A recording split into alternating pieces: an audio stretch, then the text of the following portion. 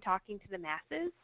So right off the bat, I'll let you know that all of our contact information is here on this main page. Please, at any time, if you feel as if you need to run, or if there's something going on, or that you have a very specific question that you'd like answered, please feel free to email at this email address, or certainly give us a call. We are open Monday through Friday from 8 a.m. to 5 p.m. and certainly willing to help. And if it just means that you have a quick question that you'd rather listen to a person actually give you a response, that is perfectly fine. So hopefully I'll be able to cover the basics here tonight and try to get you through the bulk of kind of what this month, next month, and March will really look like, just kind of as an overview and a snapshot. And then I'm really going to, I guess, close my mouth, if you will, and kind of take questions from the panel and from the audience and let you type those in so that I can try to navigate where you all are having some concerns and or what you'd like to know. So just a really brief PowerPoint presentation. Financial planning in and of itself can be a little daunting, so I certainly don't want to waste your time by having you read screens. But this is just kind of for my benefit to kind of keep us on point. And so we'll just kind of get started here. Where we are in the month of January, if you have not heard the acronym FAFSA by now, I'm not sure what's happened. But hopefully everyone is very aware of what a FAFSA is, why it is important, and you've made the decision on whether or not you want to file one or not. It is certainly something that you want to ask all the institutions that your son or daughter is considering about whether or not filing a FAFSA is required. Here at Georgetown College, it is certainly not a requirement that a FAFSA is completed, but I will tell you that at private institutions, many private institutions will award need-based aid that is coming from the school itself, and that can't be determined by an institution unless a FAFSA is completed. So it's very important that if you've already made the decision not to complete a FAFSA, that's okay, and that certainly won't hold up any of the processes for you. But if you're looking for the institution to help you with some additional funding beyond scholarships that your son or daughter has been awarded, the most likely a FAFSA is going to be something that they're going to ask you to do. So that's just one kind of tidbit that I'll throw out there. But certainly also, if you have questions about that, don't hesitate to call the admissions counselor at the institutions that you're considering. This next bullet is kind of, I guess for me as a financial aid professional, to give you all a plug of something that is kind of new to our offices, is something that a lot of families don't like to offer at this day and age, is to make sure, a lot of admissions applications now do not require that a student complete that application with a Social Security number. In fact, it's illegal. Well, I shouldn't say legal. It's probably going in that direction. But the Department of Education has issued it as a non-best practice for it to be a requirement on an admissions application for you all to require your Social Security number. And so it's one of those things, however, that if you really think about it all the way through, if a school doesn't have your Social Security number, that student's Social Security number, if you complete a FAFSA, which you use your Social Security number to create a FAFSA record for your student, then there really isn't a way for the school, other than the student's name, to match those two things together. So it's really important that you contact the schools just to see, A, if you need to supply your Social Security number, but secondly, you want to make sure if they have it, that they have the correct one. Oftentimes your son or daughter may be completing applications so quickly that they have flip-flopped a number here or there. And so it's important, especially if you are a Kentucky resident or a state resident of the state institution that you're going to attend, lots of things tie to the student Social Security number: KEYS funding, state grant funding, FAFSA information. So that is just kind of a missing link that we're finding is something that is missing more often than not in the last 2 years. And so it's just one of those plugs to make sure that that's something that you have on the forefront of your brain. The second thing is, really, if you have filed a FAFSA and you have done that part of the process already, which I commend you if that's true, you are right on the ball of doing things correctly. The next step really for you all is going to make sure that you have contacted the institutions to ensure that you aren't missing any scholarship deadlines, that there aren't applications for additional scholarship opportunities that you need to be aware of as something to put on your calendars at home, your Outlook calendars at work, to remind your son or daughter to make sure that they've looked at. Here at Georgetown, February 1st is a huge burning date for us in terms of additional outside scholarship opportunities, which certainly your admissions counselor could chat with you more about. But that's when we have our application deadlines for things such as the Christian Leadership Scholarships, Global Scholars, Equine Scholarships. So if you haven't already kind of paid attention to some of the mailings that you've gotten from the admissions staff about those deadlines and important things to know, that's coming down the pike, and you should certainly make sure that you've asked that of other institutions. So let's move on here to the next slide. So long as my screen wants to work. Okay, so we're getting ready to file the FAFSA, and this is really, and like Jeremiah has said before, this slide deck will be available to you. If not, in fact, Jeremiah, I'm not sure whether or not you'll be making this available to them on our website, or maybe this will be emailed to them. I know last year you did put this webinar on YouTube, so that was helpful. I'm actually recording it right now, so it will be something that we will have available for them after today. Oh, great. Okay. Well, then rather than go through all these listing of things, I did want to just make sure, because we're in January and it is FAFSA filing time, that you all had a quick reference guide of the things that you'll need to complete a FAFSA. If you have not already gone to the FAFSA website, which is fafsa.gov, not a .com, the first letter of that acronym is F for free. So please, please, please don't be the family that falls trap to the FAFSA.com that will charge you $75 once you've already submitted all of this information online. So please be prepared when you start the FAFSA that you are on the .gov site and that it clearly says free application for federal student aid. None of the things that the government requires you to do or entices you to do by giving you the potential for additional federal funding are they going to charge you for it, which to some may make not much sense or might shock you, but yes, it is free. And so here's just a slide to help you figure those things out and kind of get you prepared for what you'll need to do.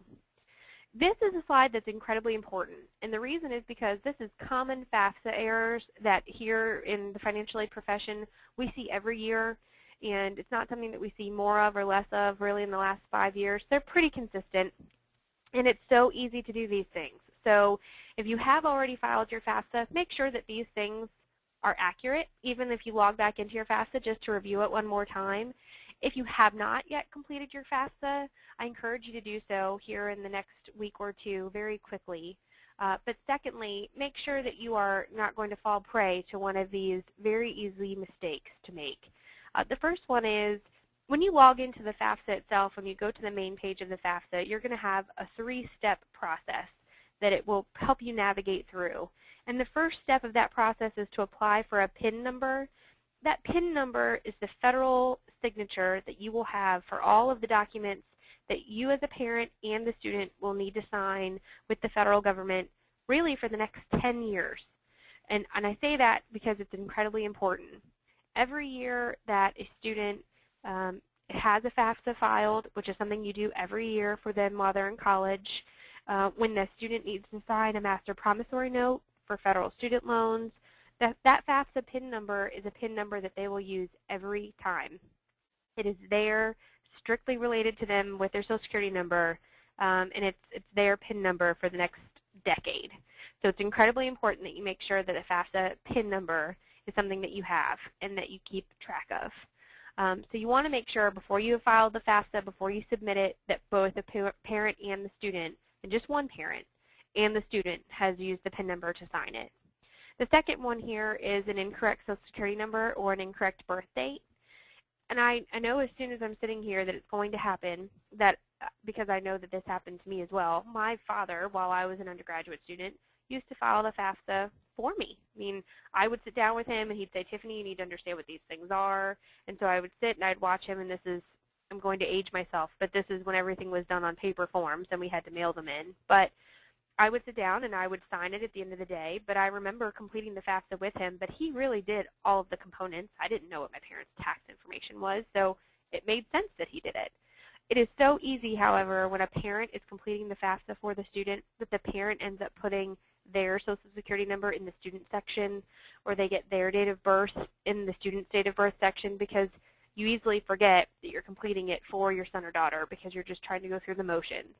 So take your time, make sure you're reading the little bubbles as they pop up, and really make sure that you reviewed this information before you submit it. Now, mind you, all of the things that are on here, they're correctable. They're all things that we can correct and we can help you correct, but it will require more steps, and it will require a lengthy time frame with the Department of Ed. So it's important that you take the time to really look at all of these things. The next one, and I'm not sure exactly, the FAFSA questions have changed in the past 3 years. So if you have a son or daughter that is older and you're now completing the son or daughter's, the youngest child or the middle child, you're completing that FAFSA for the first time, but it's been a couple of years, prepare yourself to know that the FAFSA changes every year. They change the order of the questions, they change exactly what they ask for, and they change it for good reason, which we won't really need to get into, but they do change it. They change the order of the questions every year. Sometimes because they realized that the question they had before wasn't all that clear, and they needed to rectify how it was worded or make it more understandable. So it's incredibly important that you do not, for whatever reason, indicate on the FAFSA that you have paid more taxes than you make in a year.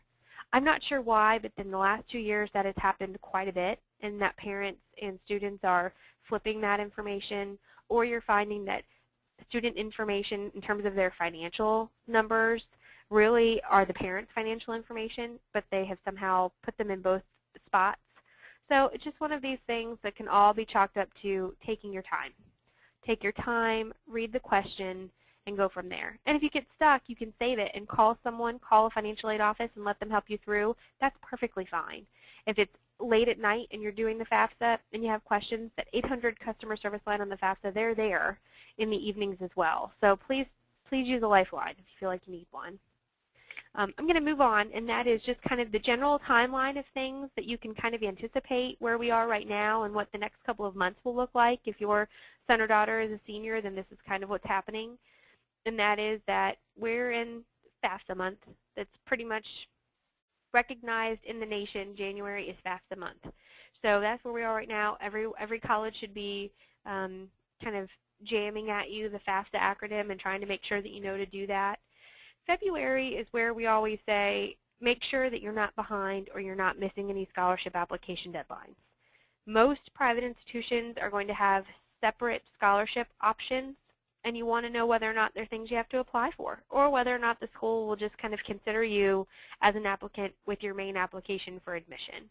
Here at Georgetown, your merit scholarship, which is based on your grades and your test scores, is completely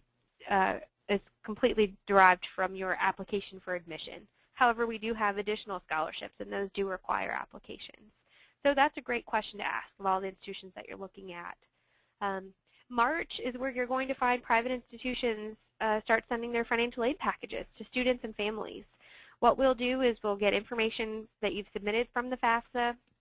We'll compile all the information from any extra or additional scholarship that you applied for, and we've gotten the recipients of those back from the department chairs who head those programs. And so once we finally get all the pieces of the puzzle, we can start putting things together. And that's when March really happens for us, and we go full steam ahead on the train of packaging all of our prospective students. Most private institutions you're going to find will start packaging in March. And there are a couple of things behind that, and I won't get lengthy into it, but the two bottom lines are most private institutions have to have their tuition and room and board amounts set by their Board of Trustees, and they have that meeting in February to confirm those numbers, while as you'll see in the month of April, it will be mid to late April before you'll get some sort of financial package information from a public institution that is not estimated, that is actual. That's really important. You want to make sure that if you're getting information from a public institution and it's prior to April, that none of that financial aid information says estimated. You really want to make sure that you're looking at confirmed, this is exactly what we're going to be receiving from the institutions. And the reason that public institutions, you won't really get those until April, it's legitimate. And the reason is that the state higher education authority, or the CPE, they help the department here in education for the state of Kentucky, and every state has this organization. They set the limit on what a public institution can raise their tuition every year, the percentage limit. Last year in the state of Kentucky, a public school couldn't raise their tuition more than 6.5%. So that doesn't happen doesn't come from CPE until March, and then the Board of Regents or Board of Trustees has to get together and come together and decide on the approved percentage increase. And so that's why you won't see things from a public institution until later, and that's because there are more steps to their puzzle of setting the cost for the next year. And then May 1st. And May 1st is the national admissions decision deadline that's recognized kind of across the country, obviously per the national.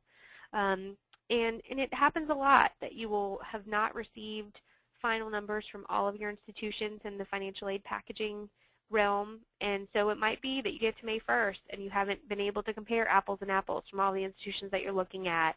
And that's when you really want to get your admissions counselors and the financial aid professionals at those schools involved with you so that you can ask for an extension of that deadline, so you can chat with them about what you're thinking and start weeding some of the schools out.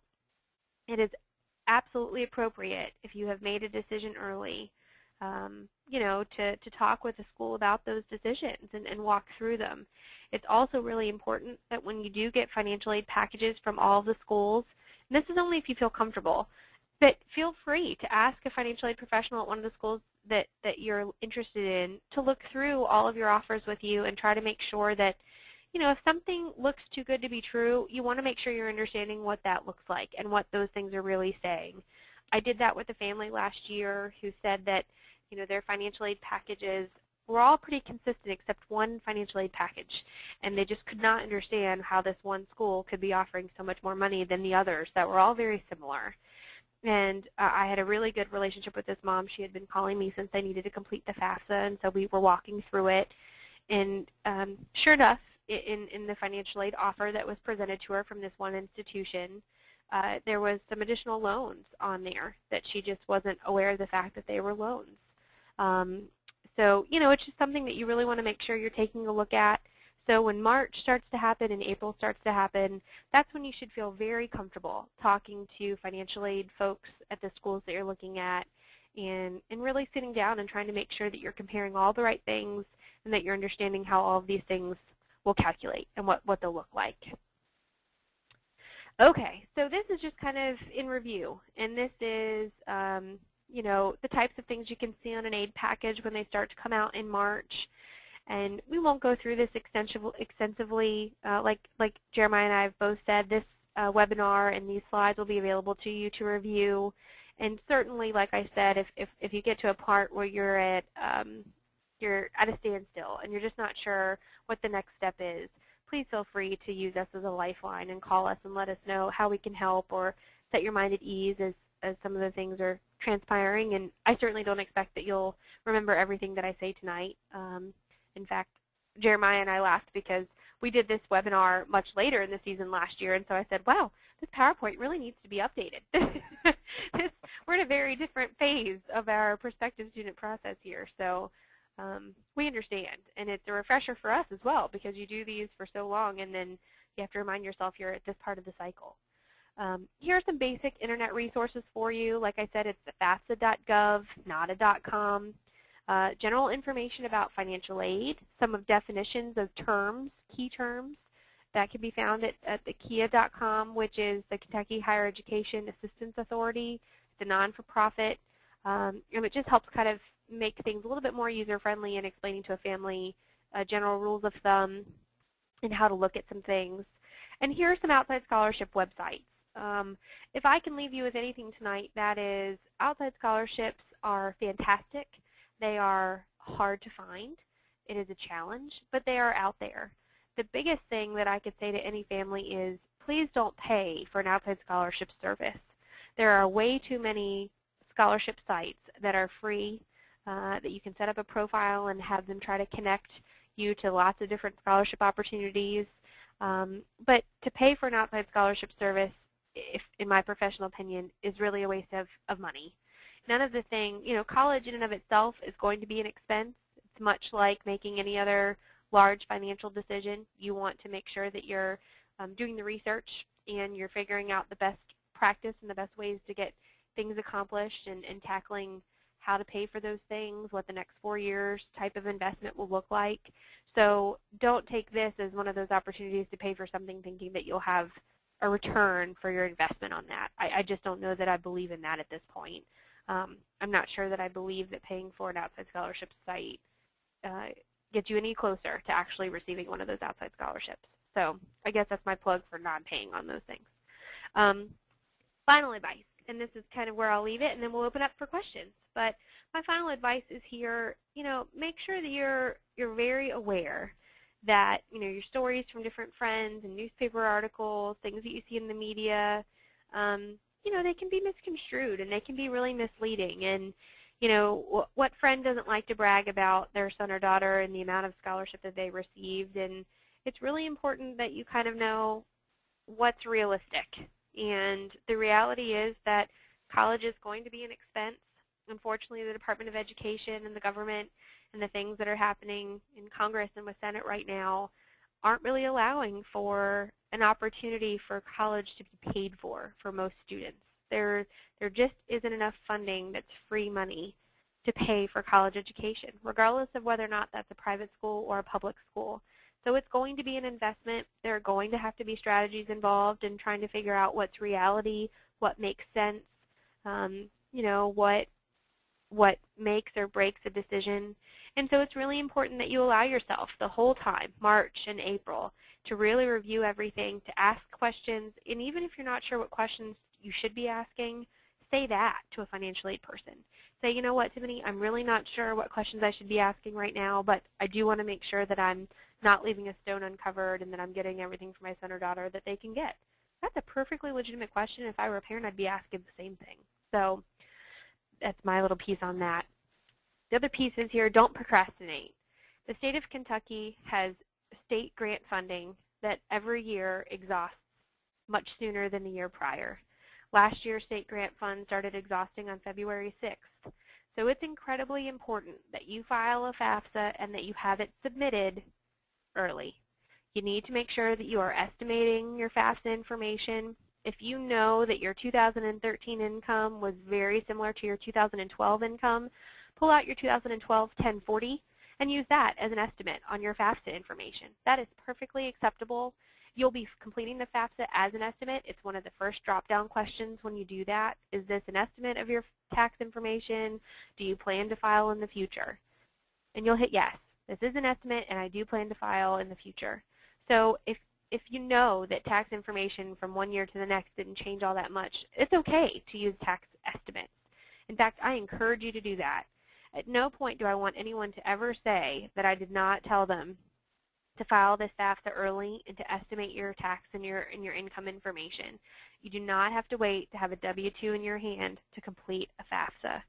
So if you've learned nothing else from this entire webinar, for the 50 people that are on the line at the moment, please make sure you know that. You do not have to have a W-2 from the 2013 year in your hand to have a FAFSA completed. You just don't. It's incredibly important that you put yourself in line for any grants that you might be eligible for. This is the next thing. If you know once you have completed the FAFSA that it did not ask you a question, a financial question that you find is incredibly important. Now, unfortunately, what isn't incredibly important, well, I know it is because I'm in the same boat, but what the federal government doesn't allow a financial aid professional to take a look at is debt, mortgage information, car expenses, those types of things.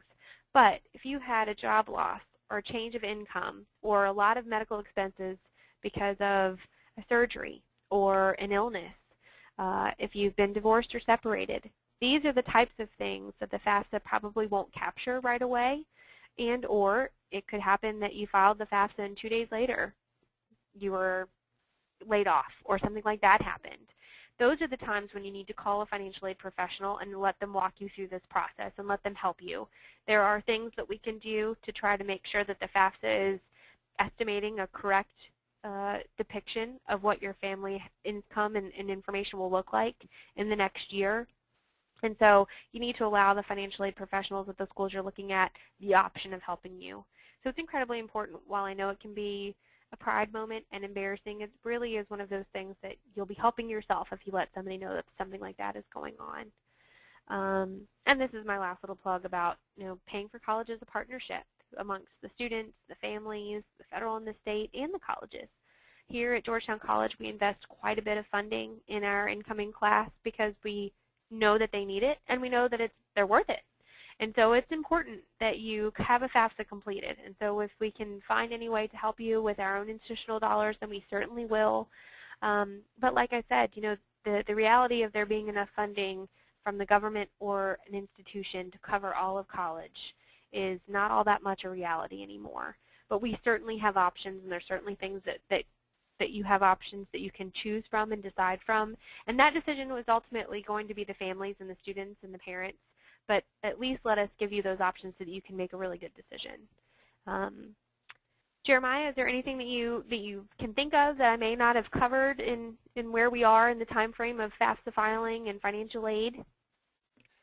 No, you've hit all the main things that I was thinking of. I know there are a few questions that were actually hitting on a few things that you had said. That I was just going to wait until we were ready to answer some of those questions. But just a reminder to anybody who has joined us within the last 15 minutes, on the right side of your screen, you'll see a place where you can actually type in your questions.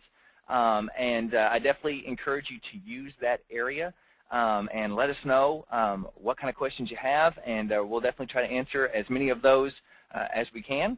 Other than that, Tiffany, if you're ready, we can start answering some of these questions. Okay, great. Well, I'm looking at my screen and I don't see any typed questions in here, so I'm wondering if it's one of those things that I can't see. Well, I will go ahead and read one to you. Okay, great. And look into that. Okay. One is you said that the deadline for the FAFSA was February's. In February. So clarification on the deadline specifically for the FAFSA. Sure, sure. The deadline itself, there is no FAFSA deadline. So let me just say that really quickly. The FAFSA can be completed at any point in the academic year. My big push is to make sure that if you are a Kentucky resident and you have the possibility of being eligible for any type of state grant funds, they run out every year really, really quickly. And last year they ran out on February 6th. And so it's incredibly important that you file this FAFSA as soon as you possibly can. And we're telling everyone to try to file it before February 1st. But even then, I hate putting a date stamp on it because I don't know when state grant funds will be exhausted. We have so many students in the state going into higher education institutions, and there's only so much money to go around. And so by having a FAFSA submitted and by having the valid transaction, making sure that it's signed, having it submitted, you're putting yourself in line for any eligible state grant that you could be receiving from the schools. So it's incredibly important that while you understand there isn't a deadline for a FAFSA, by not completing it as an estimate early on, you're not putting yourself in line for those state grant funds, which I hope is more clear. Okay, and a next question. How do I apply for financial aid as an international student? Sure. That's a great question. Financial aid for international students actually runs out of our International Student Office. So it is a part of I-20 forms, those types of things that you will complete. We have a financial resource page that is it's a sheet that is kind of like our version of a FAFSA, and most institutions will have such a form because it is information that we'll have to submit for you to receive a student visa and have your I-20 done. So it is something that you'll want to contact the International Student Office and International Student Admissions to figure out what forms need to be completed on your end to be eligible for need-based aid from the colleges. Our next one, should I look into the KIA website if I am not from Kentucky? I think it's important to still have a resource of what the definitions that you're going to find on the FAFSA and on award letters really are. So certainly you are welcome to visit your own state's higher education website. I know that Ohio has a great higher education authority. Pennsylvania does as well. Tennessee does. I mean, any grouping of individuals in the state of higher ed and certainly financial aid professionals is going to have a group together that helps compile those things. So if you would rather go to your own state, that's perfectly fine. But just know that that is a resource to you that's free, that's an opportunity for you to kind of search and figure out what some of the meanings of these things are. Very good. Next, we have, my son lives in Indiana. Will he have to pay out-of-state tuition for a Kentucky college? Well, I guess that will depend on the college. Here at Georgetown College, we do not differentiate between in-state and out-of-state tuition. Public schools mainly are going to be the schools that you find have a difference there. Mainly it's because the public schools receive additional grant funding for the number of in-state residents. I'm not sure if a lot of families know that. But yes, certainly here at Georgetown you won't have a difference in tuition costs, but it will be something that you would want to research at the institutions you're looking at. All right. Our next question, the FAFSA has been submitted. However, we normally don't file our taxes till late March. Do we need to file earlier so we can update the FAFSA to be considered for funding? That's a great question, and the answer to that is not necessarily. You wish I had a more non-cut or dry answer. The basic rule of thumb is if you have a FAFSA that has been submitted, and regardless of whether or not it's with an estimate, you are in line for state and federal grant funding. And it is not contingent, your spot in line won't disappear if you haven't filed your taxes by April. There are a couple of things that your FAFSA, that the FAFSA or the Department of Education could ask of you that might require your taxes to be completed. But the general rule of thumb is no. You do not have to plan on doing your taxes early if you're able to complete an estimate on the FAFSA itself. Just know that when you do finally file, you'll want to make sure that you've logged back into the FAFSA and ask the IRS information to be transferred into the FAFSA itself. Hopefully that helps answer your question, which is a great one. All right. Next one is, how do you know that you've received scholarship money? Okay. Well, from Georgetown specifically, there's an opportunity for you to know whether or not you've received scholarship money simply by being admitted.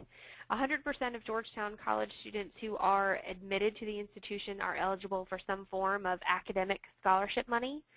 So at the time of your acceptance, when you receive your acceptance letter, you'll also receive the merit scholarship that you are offered from the college. And then beyond that, anything else that you have received and qualify for, you'll receive in that final financial aid package that you'll get in March or April. Sorry. All right. Next, we have, how hard and fast are the merit scholarship guidelines?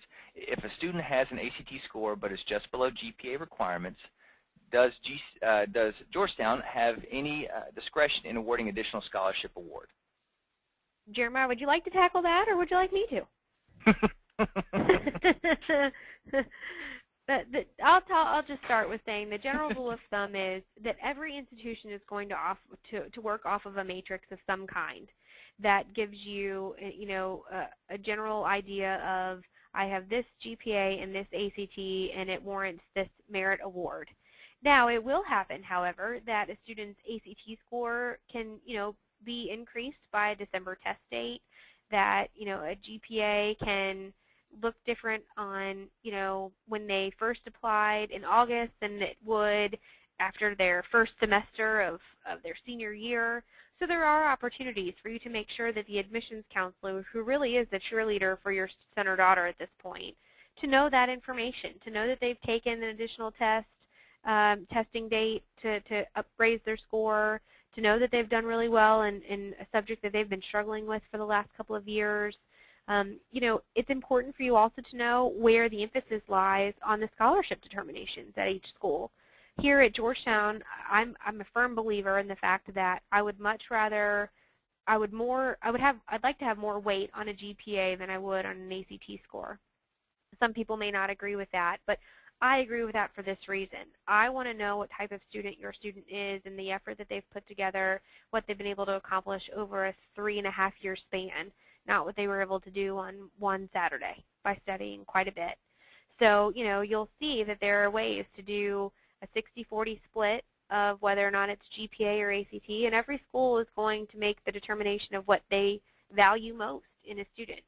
So it's important for you to ask that question, but in terms of whether or not a scholarship can be increased, which I think was the original question, Jeremiah, if I haven't strayed too far from it, the answer to that is yes, but there is going to be a cutoff of when a school is willing to make any adjustment to a merit scholarship. Here at Georgetown, that December test date for ACT is the last date that we'll take a look at reviewing additional academic information.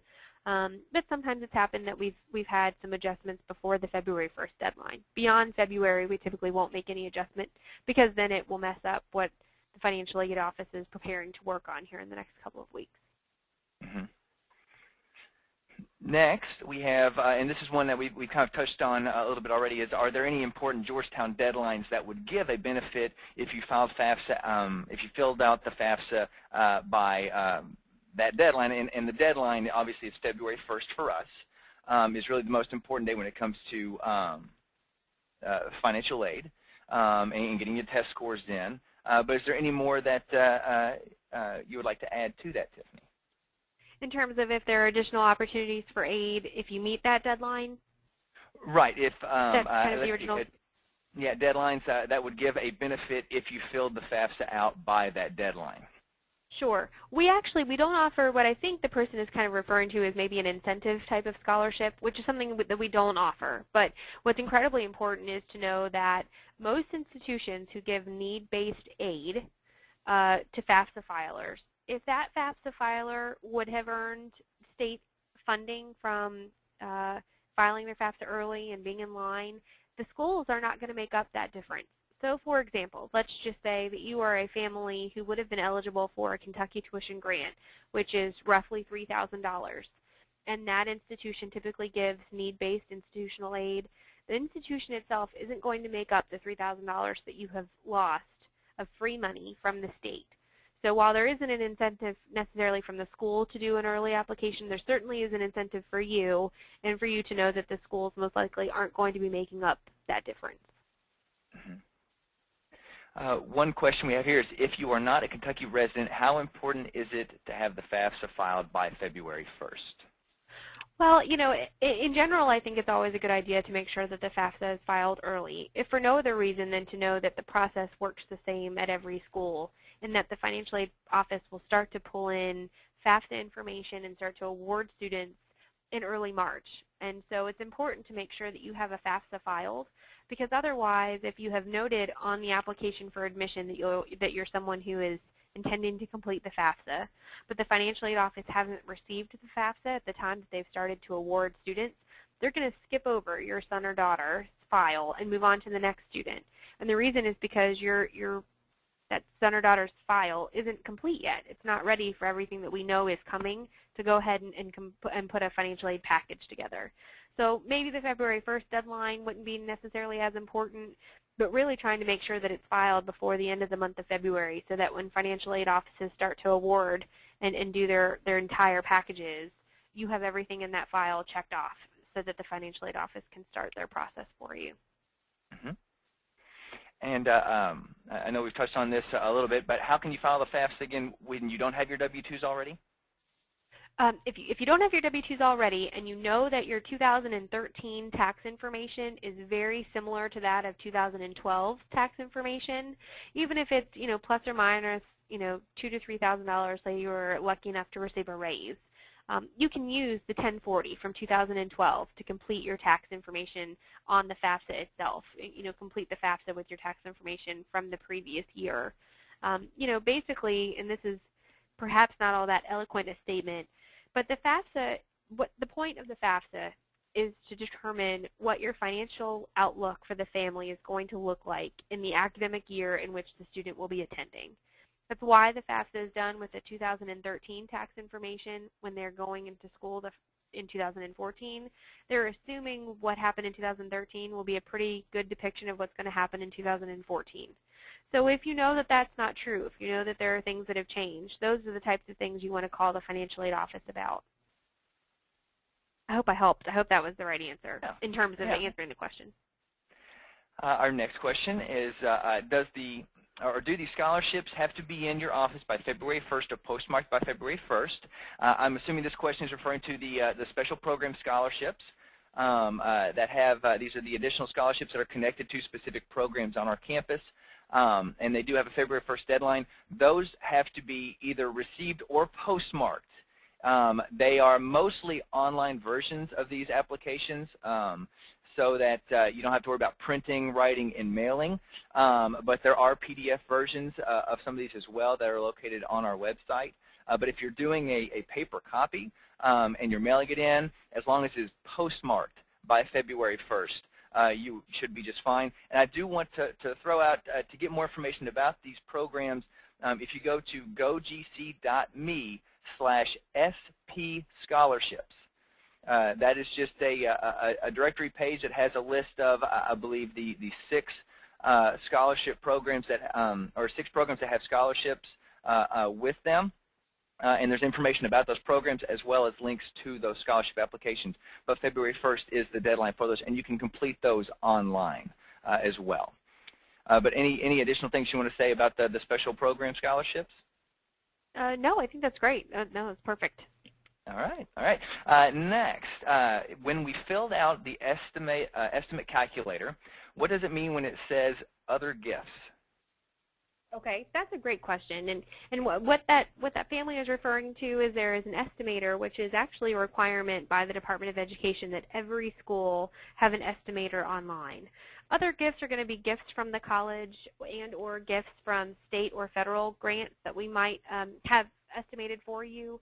The estimator itself is a great tool, knowing that the estimator uses information from the previous academic year.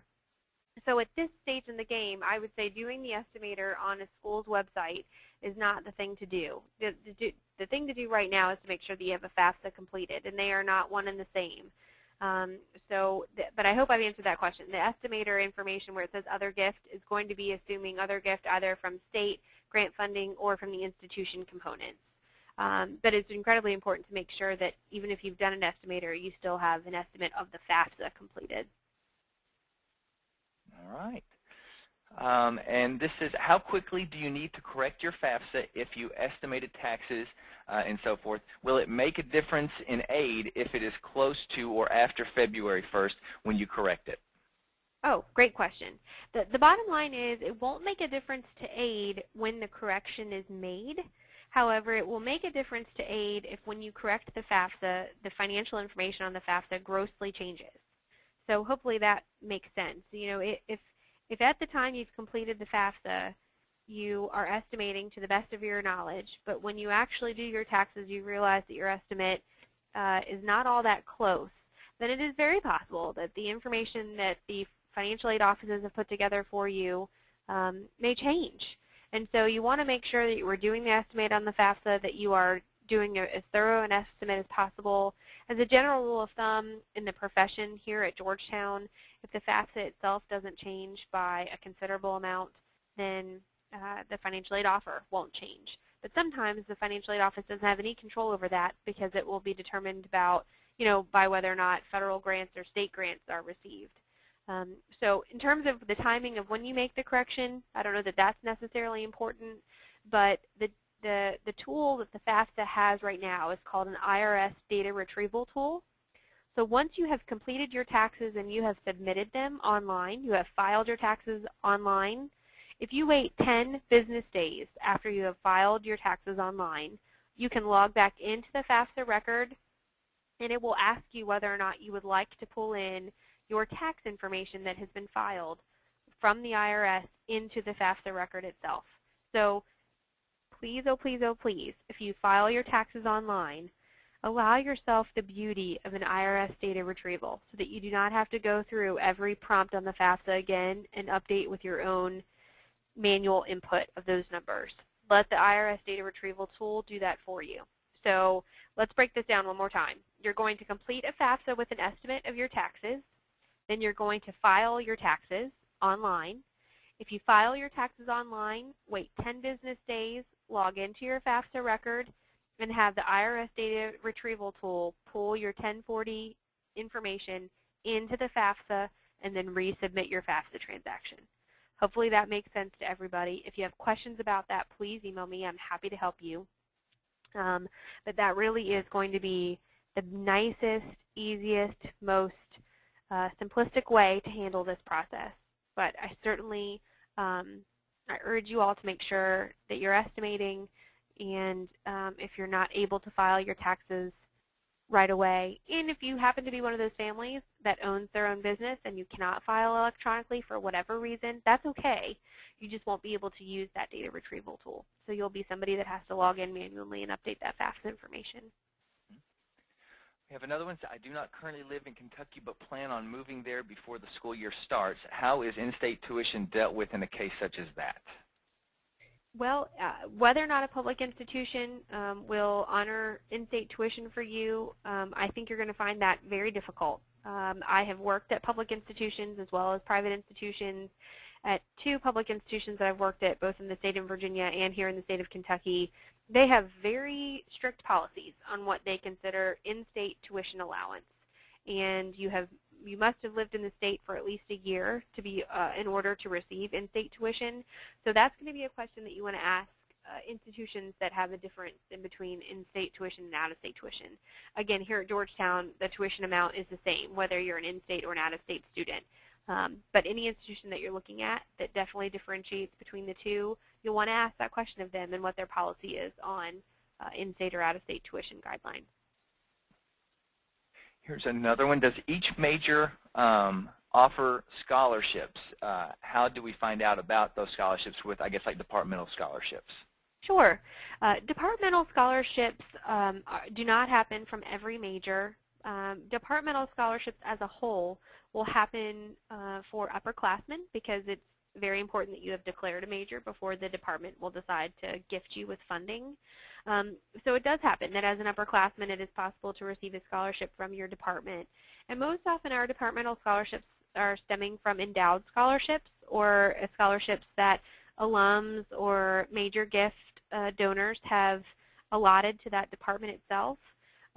So it's very unlikely for an incoming freshman to receive a departmental scholarship, but it's absolutely possible for a junior or a senior, once you've already been attending here and declared a major, to be considered for one of those. And it's something that our departments do as part of an academic honors day program. So they actually have a program. It is at the end of the year. They do it towards the middle of April. And what you receive from that award tags to your next academic year. So hopefully that helps in understanding those pieces. Mm-hmm. That's a great question. Another one is, what is the average amount of money students receive from Georgetown? Sure. On average, our tuition discount lies somewhere in the 52 to 53% range. So it's a combination, and if you aren't familiar with what that term is, I apologize. Tuition discount is what institutions will report to the Department of Education. You'll see it in the media used quite a bit, but it's the average amount of institutional aid given to their student body.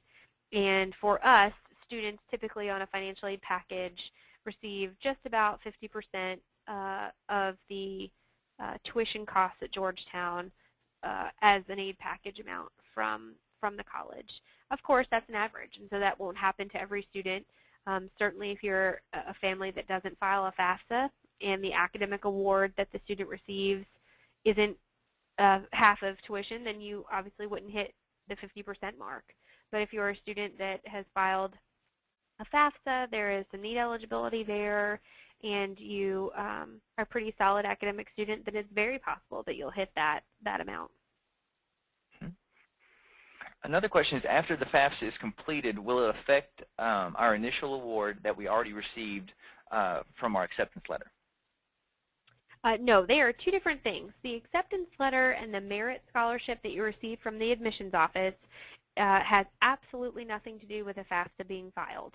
And I think for hopefully for many reasons that makes a lot of sense, and certainly that puts some families' minds at ease that your academic scholarship as a student has absolutely nothing to do with your family's financial status and or ability to pay for college. So what you do as a student to receive an academic scholarship has nothing to do with the FAFSA information. However, once a FAFSA is filed, and if that makes you eligible for any additional aid components, what you will see on a financial aid package is both what you received at the time of admittance, that academic scholarship, as well as anything else that you might qualify for. So you'll see that in the academic package that comes, or I'm sorry, in the financial aid package that comes out in March. You'll see everything that you are eligible for to go to that institution listed all out together for you. Another one is, we will be looking for loans to help supplement the cost for Georgetown. Do you have a list of lending institutions that Georgetown recommends? We do, in fact. What loan options are available? There are fewer loan options available now, perhaps in terms of all of the different types, than there were a couple of years ago even. And the reason is because the Department of Education has streamlined what they call their direct loan program. And that is that students who have a FAFSA filed, undergraduate students who have a FAFSA filed, are automatically eligible without any other application for federal student loans. Those you are going to see on the financial aid package when you receive that in March. The second thing that a family will be introduced to beyond anything that a student is eligible for is something called a Federal Parent Plus loan. And that is a loan for the parent or parents of an undergraduate student who wish to borrow funding to help subsidize the remaining cost for that student to go for 1 year.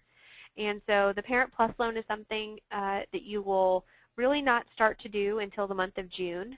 In fact, I encourage everyone to ensure that you are not completing loan applications prior to the month of June. And I'll tell you why. It is something that you have 180 days before a credit determination is no longer valid, and it's something that schools can't do anything with until you get closer to the start of the semester.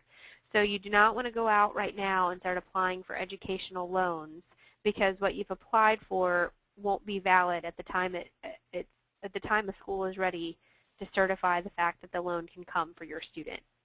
So make sure that you've kind of signified June as your time frame to talk to financial aid professionals and to try to get all the different types of funding and loan options in place.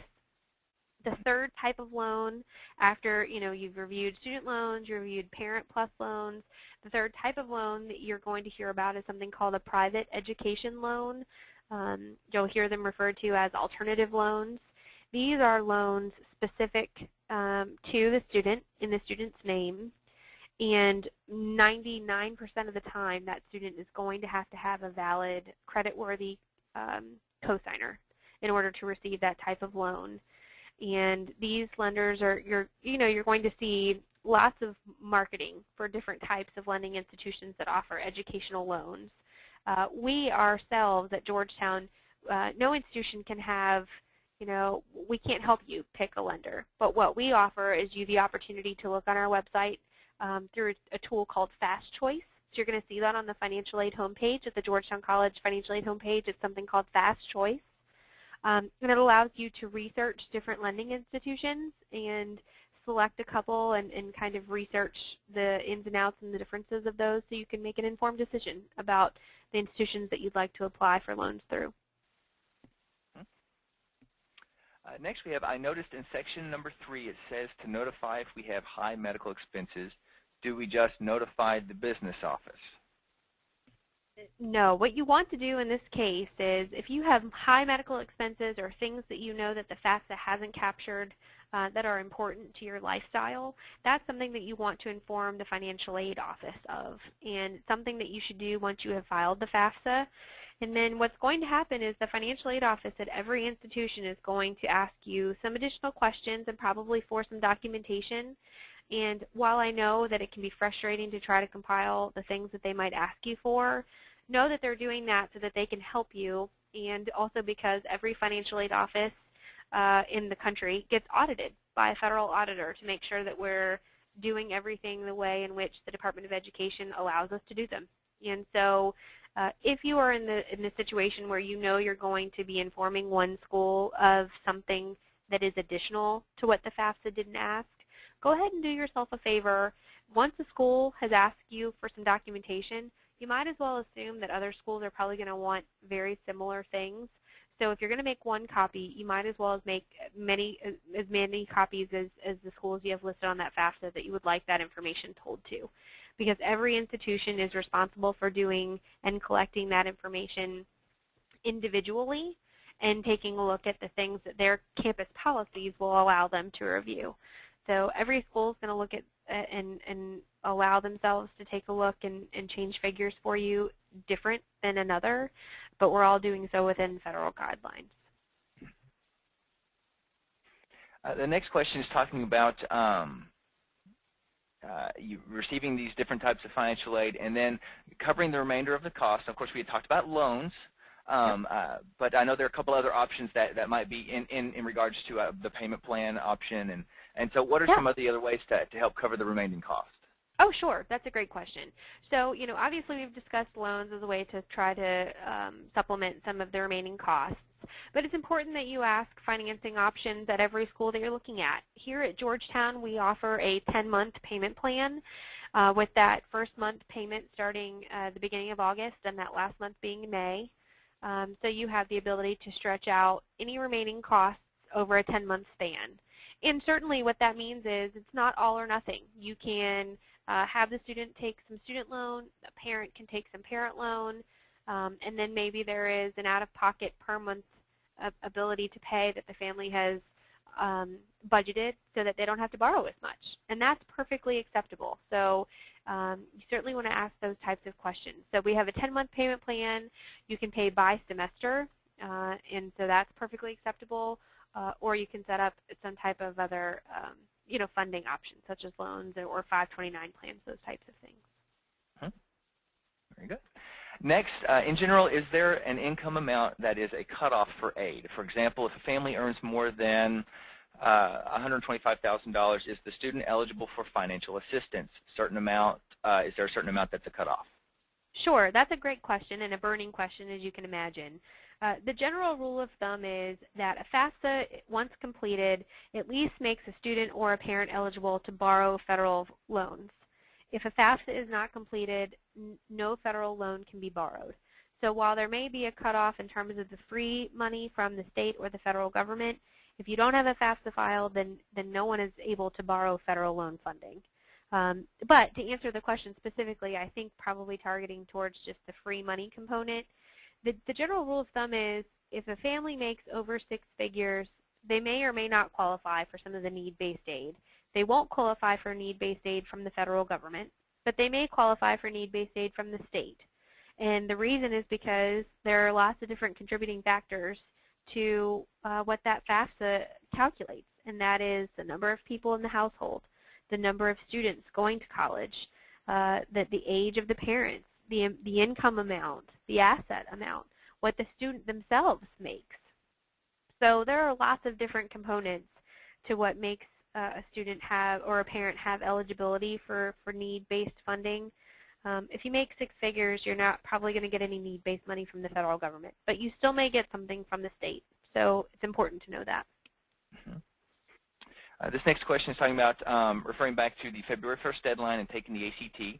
So taking the ACT in February will not apply for an upgraded merit aid. So if I had a, say, 19 in the fall and getting a 20 would increase the merit scholarship, this would be something that would not, what would the situation be if they took the ACT again? Yeah, unfortunately, when you take the ACT in February, that test score isn't really computed, nor is it given to a school until March, and most of the time middle to end of March. And at that point, you have already received an academic, completed financial aid package. And so most institutions are not going to use a February test date as an opportunity to increase the amount of merit funding that you're going to receive. So unfortunately, but fortunately, you are correct. Mm-hmm. What are the best online links for state and federal grants? In terms of understanding what they are? We've been talking about the FAFSA, so of course the FAFSA is the main way to apply to those. But yeah, is there places to get more information about what those are? Yes, absolutely. State grant funding, and that information can be found at the KEA website, which is KHEAA.com. And I'm going to try to find this. Let me get to the links here just so that you guys can see that one more time.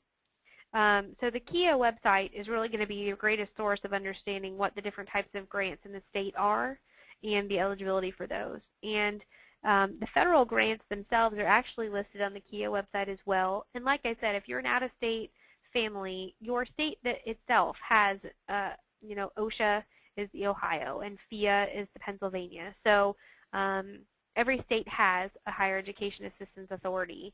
But this obviously, because we're in the state of Kentucky, I'm very good friends with the people at KIA, and so I know that their site is a very user-friendly site, and it will define federal grants as well as state grants for you. Right. Next question. On the FAFSA, assuming your parents are divorced, are you required to claim the salaries of your biological parents or the parent you live with primarily? This is a great question, burning question, and that is, let me reiterate, if a family has is a blended family and the biological parents are divorced, which actually was my case when I was an undergraduate student, I lived with my mother and my stepfather. And so my mother and stepfather's tax information and our family was what was listed on the FAFSA itself. So in that regard, my biological father's information was not on the FAFSA at all. However, if your parents are divorced, while it is absolutely accurate, and this is the way a FAFSA should be completed, that you complete the FAFSA with the income information of the family with which you live 51% of the time in a year, not who gets to claim you on taxes, not who gets to pay more of your college education, but who you live with 50% of the time in a calendar year, that family makeup is what you report on the FAFSA. However, in my case, my biological father and I had a relationship, and he actually did want to help contribute towards college, and so he still is able to borrow a Parent Plus loan. And that's important to know, that even if your parents are divorced, so long as the student themselves has a FAFSA record, both parents, whether they're listed on the FAFSA or not, are able to borrow a federal Parent Plus loan, so or at least apply for one. So hopefully that's good information for everyone here. All right. Can special program scholarships be combined with the academic scholarships? Yes. Absolutely. I certainly would never want to tell you to spend the time to apply for something and then have it take away from something else. So anything that we have an application out there for, whether it be the special program scholarship or anything else, is something that you absolutely can tack on to your academic merit scholarship. Yes. I'm seeing a few questions regarding the link for the special scholarships. I definitely want to throw that out there again. It is gogc.me/SP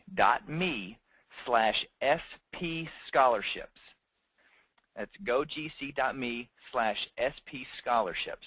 And that'll bring up a listing of the special program scholarships that we offer that have the February 1st deadline. And I'll probably repeat it again when we're done tonight, just to reiterate that one more time. But those are up and live right now for you to access. Next, we have: are there any on-campus scholarship competitions, or are all of the scholarships applied for online? Okay, that's a great question. The only on-campus scholarship opportunities are going to be things that are going to be talent-based. So whether they be music auditions, art portfolio samples, those types of things, athletic scholarships obviously that you work out with a coach, those are the types of things that are scholarships that you wouldn't be applying for. So anything beyond a talent scholarship most likely is going to have an application tied to it. Let's see. We have a question: can you consolidate private loans? At the end of the day, right now, and I say this at the end of the day because it seems that every day the Department of Education and the federal government change the statute on the loan programs. But right now, you can consolidate private education loans, most likely with that private education lender. So, for example, and I'm certainly this is not in any way a marketing campaign or commercial for a lender specifically, but if you were to be using a very large national known lender and you use them all 4 years, they will have a consolidation process for you. Direct loans right now that all come from the Department of Education and the federal government, they have a wonderful consolidation program that you can consolidate all of your federal loans in. So it is very possible to make sure that you can consolidate into one payment upon graduation. Yeah. All right, all right. Let's see. We have being a senior, what will be a good time to apply for financial aid for college? And these are, of course, things that we've been covering a little bit throughout the evening. Really, the best time is doing your FAFSA now. And as Tiffany's been saying, there's no better time to start than right now. And making sure that information is getting done. I see an admissions question on here talking about what is the highest test score that someone needs to have to come to Georgetown. Generally, in the admissions process, we like to see around an 18 to 19 ACT or higher. And that's the general ballpark is what we look at, because we also take into consideration the GPA. There can be a little bit, and it's all dependent on your academic history, and of course our admissions committee will be reviewing that information. But generally, 19 is what we like to see in the admissions office in regards to a standardized test score and what we're looking at. But very, very good question. Next, we have when we completed the FAFSA last week. It told us how much approximately we will receive from a federal loan. Will the state let us know how much we may be eligible to receive in state grants, or do we need to apply for the state grants separately? That's an excellent question. You do not need to apply for state grants separately so long as the FAFSA indicates that you are a resident and the student is a resident of Kentucky. So the state will certainly let you know what you may be eligible for from the state itself, but I caution every family to this one comment, and that is that the state is going to only know what your FAFSA information looks like. It won't know at all what institutions are gifting your son or daughter, which could very well knock them out of state grant eligibility. So it is incredibly important that you ask the burning question of a financial aid professional if you see on the state website or in a letter that you've gotten from the state that you might qualify for a grant, but you don't see it on your financial aid package when you receive that. That's absolutely a legitimate question, and there will be an answer. So I'm preparing you ahead of time for the fact that the state will send letters out letting you know what you're eligible for, but they're only going off of specific FAFSA information. They're not going off of what other free money you might be receiving from an institution. And if you have specific questions about that as the time comes, please contact us so that we can help you walk through what all those things mean.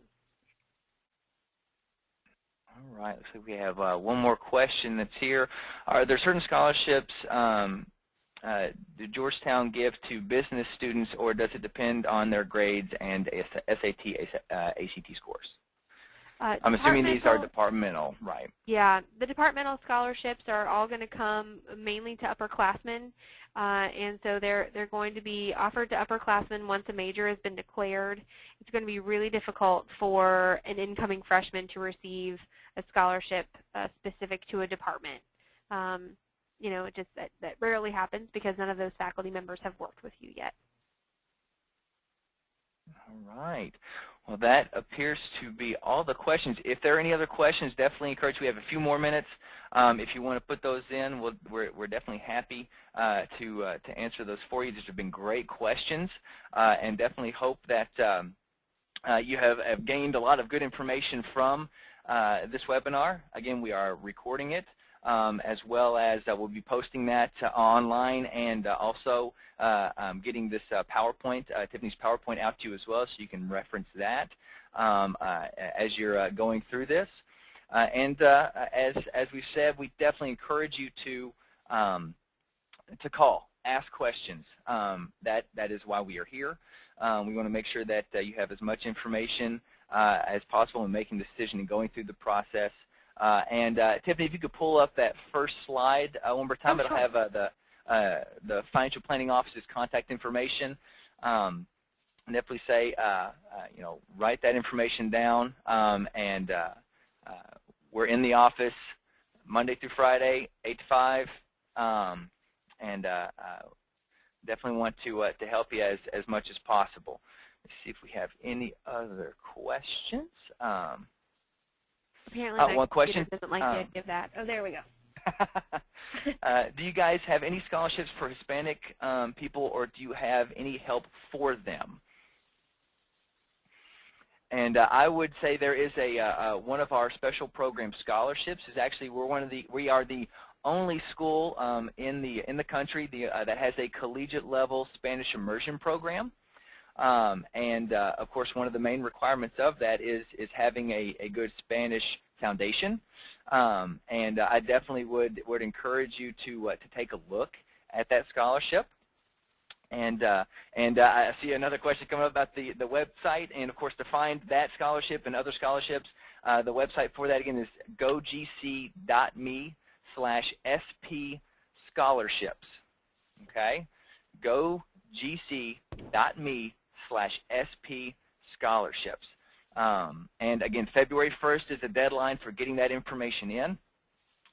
So definitely I would not wait very much longer, because some of them do have essays, have recommendation forms that need to be completed, and you want to make sure that you have time to write the essays, as well as giving the person who will be recommending you to have time to actually submit that information as well. But again, go gc.me/SP scholarships.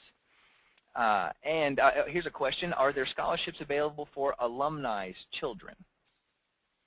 And the answer to that is yes. Provided that we are notified that a student is the child of an alum. We actually honor children as well as grandchildren of alums here at GC. So that is something that is on our application for admission, but if by chance that wasn't something that was checked off and you want to make sure that somebody is aware of that, you want to make sure that the admissions counselor is aware that your son or daughter is a legacy. And in which case they would be eligible for a $500 scholarship. So yes, absolutely. All right. Okay, one question: do you need the original recommendations, or can you use copies? The way that the online scholarship forms work is that you will fill out the scholarship form online. You'll hit submit. It'll then bring up a page where you'll enter in an email address and name of the person who will be who will be doing the recommendation. It will email them a link to a recommendation form that they will complete online. You can use the same person as a recommendation, because these are going to different committees and different program directors. So if there is a recommender who you have a relationship with that works with multiple scholarships, that is fine. But know that if you're doing it online, just make sure you have their email address on hand, so that that can be entered in and forwarded on to that individual. Let's see. See if we have any other questions.